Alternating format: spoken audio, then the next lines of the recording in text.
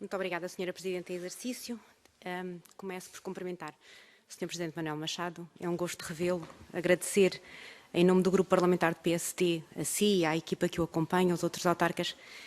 o facto de estarem aqui connosco e acederem ao nosso convite. É uma honra tê-los aqui novamente nesta Casa da Democracia. Cumprimentar também as colegas e os colegas deputados e começar por dizer algo que é um denominador comum, é um facto, mas que nunca é demais reforçar. É o facto que esta pandemia Covid-19 foi um grande desafio a toda a humanidade. E sabemos bem do esforço que todos nós, como coletivo, temos vindo a fazer para fazer, e peço desculpa pela redundância, mas para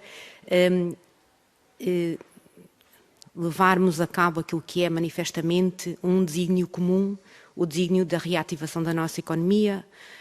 o manter as nossas comunidades ativas, vivas e tentarmos, de uma forma muito clara, mitigar aquilo que são os efeitos nefastos desta grande pandemia.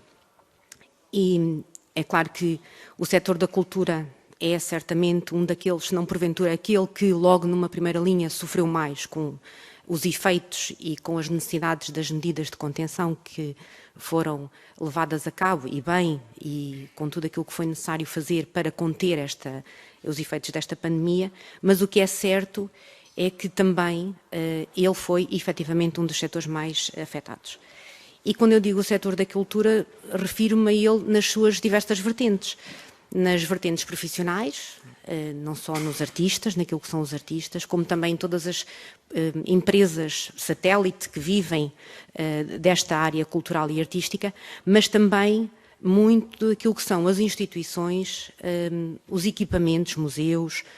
estações arqueológicas, que são visitáveis pelas nossas comunidades, pelos nossos alunos, que todos nós nos vimos privados dessa possibilidade, mas também muito daquilo que são as associações culturais recreativas dos nossos concelhos, dos nossos territórios, e que elas adquirem claramente um papel fundamental naquilo que é a coesão territorial, não é? Se olharmos para o nosso país, vemos claramente que há municípios do litoral que têm uma dimensão imensa, muitas vezes maiores do que algumas comunidades intermunicipais, os senhores sabem disso tão bem ou melhor do que eu, e isso traz grandes divergências e diferenças abissais entre aquilo que é a realidade dos municípios.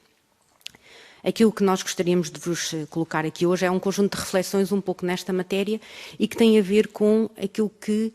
é o vosso posicionamento, aquilo que foi a vossa percepção desta realidade e desta forma como foi necessário fazer face a esta pandemia e quais foram os esforços e quais foram as medidas que os municípios levaram e abraçaram para fazer face a esta medida. E, nesse sentido, gostaria de refletir um pouco convosco sobre aquilo que for um sentimento que nós ouvimos muitas vezes do setor e ouvimos muitas vezes artistas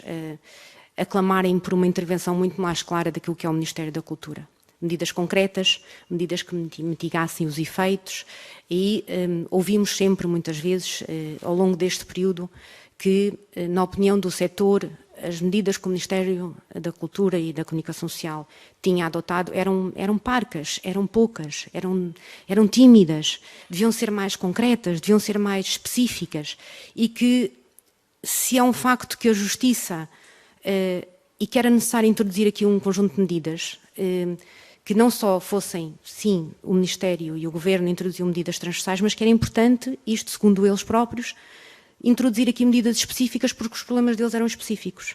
E se era importante introduzir a Justiça tinha que ser introduzida de uma forma pela mão da equidade e tratar diferente aquilo que era diferente, e aí sim far-se-ia Justiça. Primeira questão que eu gostaria de colocar a Vossas Excelências é, no sentido daquilo que foram as várias medidas que foram introduzidas pelo Governo e as várias intervenções do Governo, em que medida é que a Associação de Municípios colaborou, interviu, quais foram as propostas em concreto que fez chegar ao Governo, em que medida é que o Ministério da Cultura convosco trabalhou todas as áreas e todas as iniciativas legislativas, não só as já referidas pela colega Mara, pela senhora deputada Mara, mas também por todas as outras que entretanto vieram a seguir, nomeadamente o Programa de Estabilidade, mas também este Orçamento Suplementar. A segunda questão que eu lhe queria colocar é no que diz respeito à verba dos 30 milhões, que todos nós sabemos que é uma verba que resulta dos fundos comunitários. Temos aqui algumas questões que gostaríamos de partilhar convosco e ouvir a vossa reflexão também sobre este assunto. Estes 30 milhões vêm de onde? Sabemos que são fundos comunitários, sabemos que é da linha do FEDER, mas é como em outros aspectos, uma reprogramação física e financeira de algumas iniciativas que já estavam programadas no âmbito das CIMs e dos programas de rede cultural e que numa avaliação daquilo que é a maturidade dos projetos vai-se tirando de uns menos avançados. Senhora Deputada, já terminar, Senhora Presidente, muito obrigada. E reprogramar e distribuir essas verbas pelos outros projetos. A Associação de Municípios foi ouvida, o que é que vai ser deixado para trás e o que é que vai avançar. Muito obrigada, Senhora Presidente, e peço desculpa por me ter alargado um bocado.